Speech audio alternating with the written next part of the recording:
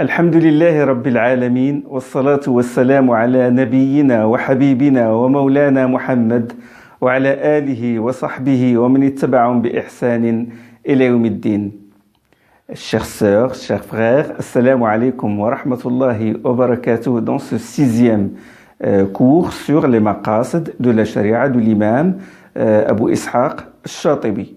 Bon, nous sommes arrivés à l'étape qui nous mène directement à celle des finalités, à savoir l'étape des principes du droit. Usul al-fiqh avec la risala de l'imam al-Shafi'i. La dernière fois, nous avons parlé de l'introduction de la risala de l'imam al-Shafi'i. La risala qui est en fait un livre, c'est le premier écrit qui nous est parvenu sur les principes du droit. Elle s'appelle la risala parce que c'est une lettre qui a été envoyée par l'imam Shafi'i à Abdurrahman ibn Mahdi, comme nous l'avons expliqué précédemment. Alors, nous avons parlé de l'introduction, de la risala, et puis du bayan, puisque le bayan, c'est, comme je l'ai expliqué, c'est l'explication, c'est la signification, c'est l'exposé. Et parce qu'on ne peut déduire les ahkam, les enseignements, les statuts juridiques, les dispositions légales des textes qu'à partir du bayan. Bon, nous avons parlé du bayan, des degrés du bayan, à savoir le bayan, la révélation divine qui est un texte péremptoire, clair, évident, qui n'a pas besoin d'autres détails. Et nous avons parlé d'un bayan qui est plus bas que ce qu'on appelle le nas, et puis le bayan que se partagent le Coran et la Sunna. J'ai donné l'exemple du verset sur les ablutions. Bon, les degrés du bayan que j'ai expliqué précédemment. Et puis, il y a une chose que je n'ai pas dite la dernière fois, c'est quand il a terminé ces degrés-là, il a parlé de l'importance de la langue arabe. L'importance parce que c'est par l'intermédiaire de la langue arabe qu'on comprend les enseignements, qu'on comprend les dispositions légales. Bon, j'ai le texte, je dois connaître le vocabulaire des mots, je dois connaître, le vocabulaire c'est très important, les mots, leur signification, parce que si je ne connais pas le langage, je ne connais pas ce vocabulaire-là, je risque de me perdre. Je donne un petit exemple, le hadith d'Ibn Omar, qui est rapporté par le Bukhari, où Ibn Omar a dit que le prophète sallallahu alayhi wa sallam, à Muzdalifa, quand il a fait le pèlerinage, il a réuni la prière du soir et la prière de la nuit. La prière du Maghreb et la prière du Isha. Il les a réunis et il n'a pas fait le tasbih entre ces deux prières. Il les a réunis, il les a raccourcis, parce que c'est une prière du voyageur, il était en pèlerinage à la Mecque, et il a réuni ces deux prières, c'est-à-dire il a fait le Maghreb, et puis directement après, il a fait l'Asr. Ibn Omar, il a dit, et il n'a pas fait le tasbih entre les deux. Il n'a pas fait le tasbih, c'est-à-dire, si, ça peut avoir plusieurs explications. Le tasbih peut avoir comme sens l'exaltation de la transcendance d'Allah, de dire gloire à Allah, subhanallah, etc. Et puis, si je ne comprends pas ce que signifie le tasbih, ça, je peux tomber dans l'erreur. Et ça, c'est arrivé. On m'a raconté sur le cas d'une personne qui s'est trouvée au Hajj et qui a vu un prédicateur faire la prière du Maghreb à Muzdalifa, et il s'est assis, il commence à faire le tasbih. Il a commencé à faire subhanallah et tout, et juste après, avant de faire le Isha. Et puis lui, au milieu des fidèles, il a dit, oh cheikh, tu t'es trompé, le hadith du prophète sallallahu alayhi wa sallam, qu'il faut pas faire le tasbih entre le Maghrib et l'Isha. Il lui dit, écoute, le tasbih ici, dans ce hadith, c'est la prière surérogatoire, c'est la prière nafila. Donc regardez, l'erreur dans la compréhension d'un mot, il conduit à une erreur dans le hukm. D'accord? Donc, le vocabulaire, c'est très important. Quand il a parlé de ces degrés du bayan, il a parlé de la langue, l'imam Shafi'i, de la langue arabe et de son importance. Après, il a parlé des caractéristiques des bayans que j'ai expliquées la dernière fois. Les révélations qui ont une portée générale, les révélations qui sont une portée générale, mais dont le sens est particulier, etc. Et puis, après ces caractéristiques du bayan, il a parlé de l'importance de la sunna. Il a dit, regardez comment la sunna, il explique le Coran, comment il restreint la portée des versets du Coran. Donc, il a dit, on ne peut pas se passer de la sunna. Ça, c'est une réponse à ceux qui disent, non, il faut se contenter du Coran. Les Coraniens, comment on les appelle, Al-Qur'aniyoun. D'ailleurs, ceux qui disent ça, qui attaquent la sunna, c'est en même temps, ils attaquent le Coran lui-même, parce que le Coran, il leur dit, suivez la sunna du prophète sallallahu alayhi wa sallam. Celui qui obéit à l'envoyé, et l'obéit de ce fait même à Allah. Il a parlé de l'importance de la sunna. Après, il est entré dans un autre chapitre, à savoir l'abrogeant et l'abrogé. C'est quoi l'abrogeant et l'abrogé? Je vais expliquer. Mais pourquoi il a parlé de l'abrogeant et l'abrogé? Parce que l'abrogation ne touche que le Coran ou la sunna. Il n'y a pas d'abrogation par l'ijma', par le consensus de la communauté. Il n'y a pas d'abrogation par le qiyas, par le raisonnement analogique, c'est-à-dire les autres principes des usul al-fiqh. Donc l'abrogation, ça touche seulement le Coran et la sunna. L'abrogation, c'est quoi? C'est quand un hukm abroge un autre. C'est quand une disposition légale abroge une autre. Exemple. Allah subhanahu wa ta'ala dit dans surat al-Baqarah sur le testament. Sur le testament. كتب عليكم إذا حضر أحدكم الموت إن ترك خيرا الوصية للوالدين والأقربين بالمعروف حقا على المتقين. Allah dit dans ce verset qui se trouve dans la sourate de la Baqarah, il dit qu'il vous est prescrit lorsque la mort s'approche, lorsque la mort se présente à l'un de vous, d'écrire un testament, s'il laisse des biens, qu'il écrive un testament en faveur de ses parents, les walidain ou al-aqrabin, et aux proches. C'est-à-dire, la personne veut mourir, il doit écrire que je laisse telle part de biens à mon père, telle part à ma mère, etc. Et il dit, kutiba alakum, il est un devoir. Et à la fin, il dit, haqqan ala al-muttaqin, c'est un droit, c'est un devoir qui incombe à ceux qui craignent Allah subhanahu wa ta'ala. Qu'est-ce que je déduis de ce verset-là? Je déduis qu'il est obligatoire d'écrire par testament les parts que je dois léguer de mes biens à mes proches. D'accord? Mais là, ce texte-là, ça y est, sa disposition légale est terminée. Elle a été abrogée par quoi? Elle a été abrogée par les versets sur le partage de la succession. Où Allah subhanahu wa ta'ala, il dit sur les parents, si leur enfant, il meurt, bon, la mère, elle a le droit, si l'enfant, il meurt et il laisse un enfant, la mère a droit au 6e et le père a droit au 6e. S'il n'a pas d'enfant, la mère a droit au tiers et le père a droit au tiers. C'est-à-dire que ce verset-là, il donne à la mère, au père et aux autres proches une part de l'héritage. Donc, il n'y a pas question de faire un testament, puisqu'Allah subhanahu wa ta'ala a déjà, dans ce verset-là et dans d'autres versets, il a donné à chacun des proches sa part de l'héritage. Et le prophète sallallahu alayhi wa sallam, il explique ça dans un hadith où il dit « La wasiyyata li warith » il n'y a pas de testament en faveur d'un héritier. Donc, ce texte-là coranique, il abroge l'autre texte qui se trouve dans la sourate al-Baqarah sur le testament. Donc ça, c'est un exemple d'abrogation. Il y a d'autres exemples comme le changement de la Qibla. La Qibla était vers Jérusalem et puis Allah subhanahu wa ta'ala il a tourné le prophète sallallahu alayhi wa sallam vers la Kaaba. L'exemple aussi de la prière au début, Allah subhanahu wa ta'ala a révélé à son prophète, il a dit Ya ayyuhal muzammil qumil layla illa qalila, oh toi les mitouflés, prie la nuit sauf une partie, nisfahu aw zid alayhi qalila, ou la moitié de la nuit avec un peu plus, etc. dans sourate al-Muzammil. Ça c'est les premières révélations, c'est juste après qu'Allah subhanahu wa ta'ala lui a révélé la sourate de l'Alaq où il dit lis au nom de ton Seigneur.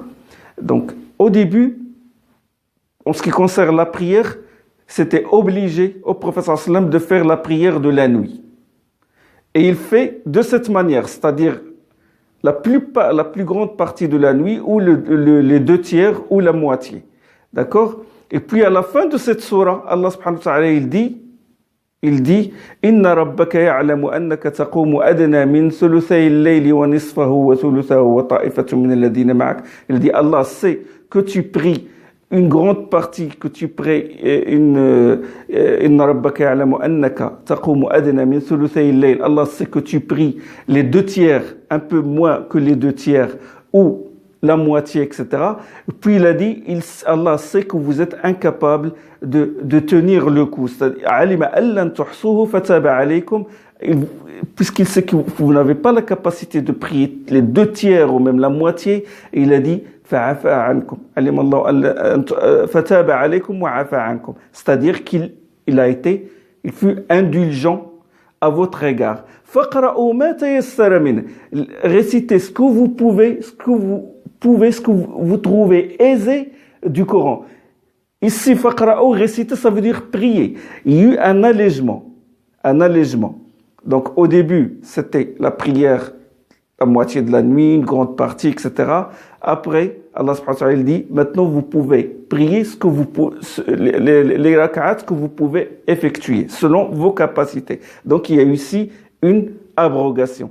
Après, quand le prophète sallallahu alayhi wa sallam a fait le Mi'raj, c'est-à-dire il a été élevé au 7e ciel, Allah subhanahu wa ta'ala lui ordonna d'accomplir les 5 prières obligatoires et d'ordonner à sa communauté d'effectuer 5 prières. Et donc l'obligation des 5 prières prescrites, canoniques, ce hukm-là, il a abrogé le qiyam qui était au début. Donc ça, c'est des exemples de l'abrogation. Donc les raisons, si vous voulez, qui ont poussé l'imam Shafi'i à mettre l'abrogation après bien sûr, après les degrés du bayan sur le Coran et la Sunna, et les caractéristiques du bayan sur les portées générales, les portées particulières, etc., sont 2 raisons. La première, c'est que l'abrogation, c'est un bayan. L'abrogation, c'est une explication. Elle t'explique, qu'est-ce qu'elle t'explique? Elle te dit, voilà, cette disposition légale, ce hukm s'arrête ici. Et l'autre commence ici. Donc, c'est un bayan. Il t'explique quand est-ce que s'arrête le hukm et quand est-ce qu'il commence l'autre. Et parce que l'abrogation ne touche que le Coran et la Sunna. Il faut savoir que Allah subhanahu wa ta'ala a abrogé certains textes pour une raison sage. Parce qu'il est le sage, exalté soit-il. L'abrogation a une finalité éducative. Allah subhanahu wa ta'ala, quand il abroge des textes, quand il abroge certains ahkam, certaines dispositions légales, certaines prescriptions, c'est pour initier l'assujetti à l'accomplissement de ses devoirs. Et aussi pour l'éprouver.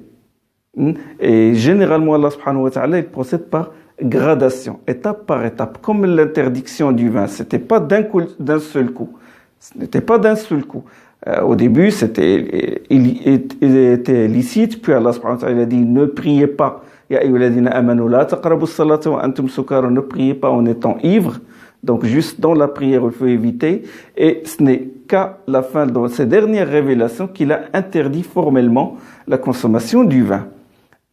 Et comme j'ai dit, pour éprouver ses serviteurs, quand il leur a dit de s'orienter vers la mosquée Al-Quds, au début dans leur prière, puis après, il a changé la qibla. C'est pour voir qui va suivre le prophète de celui qui va se détourner.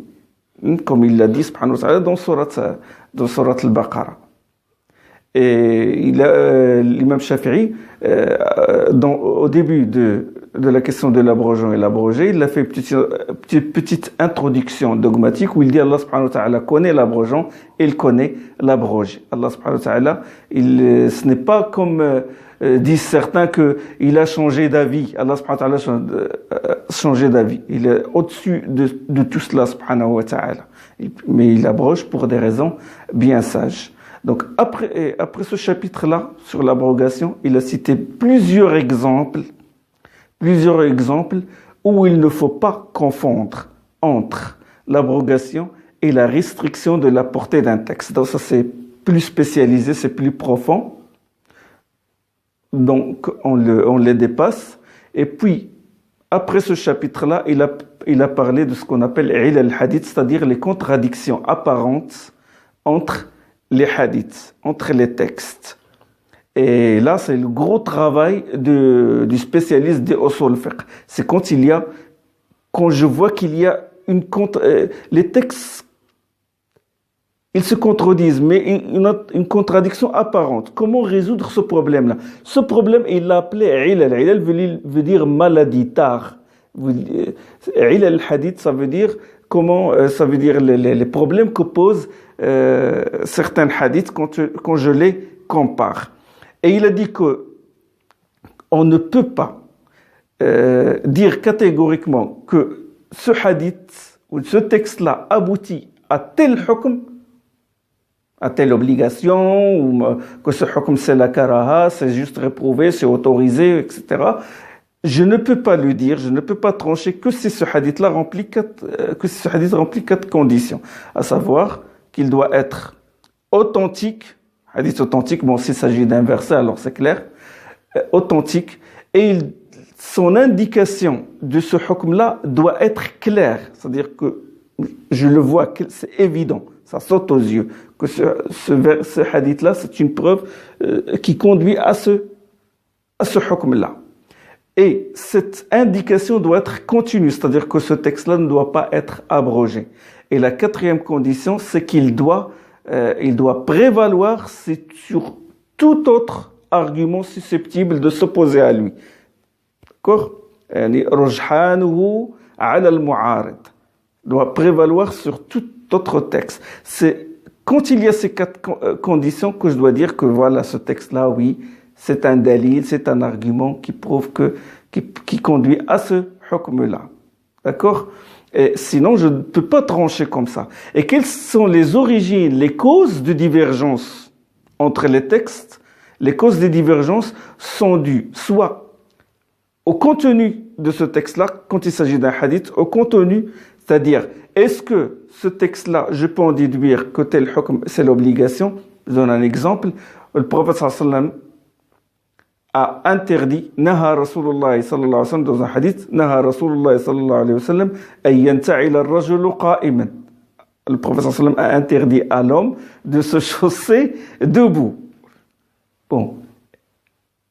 Là, je traduis littéralement. Mais le verbe naha, que je traduis maintenant par interdit, est-ce que ce hadith-là prouve qu'il est interdit à l'homme de se chausser debout ou non?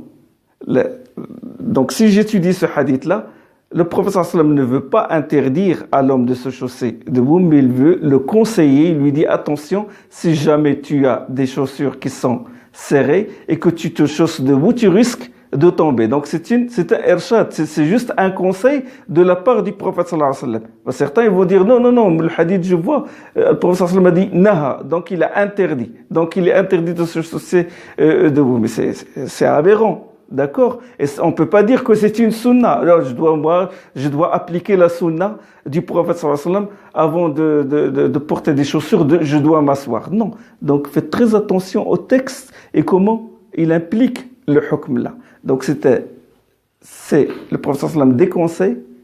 Donc, ce nahi qui veut dire interdiction, entre parenthèses, il ne veut dire que conseil, orientation, tout simplement.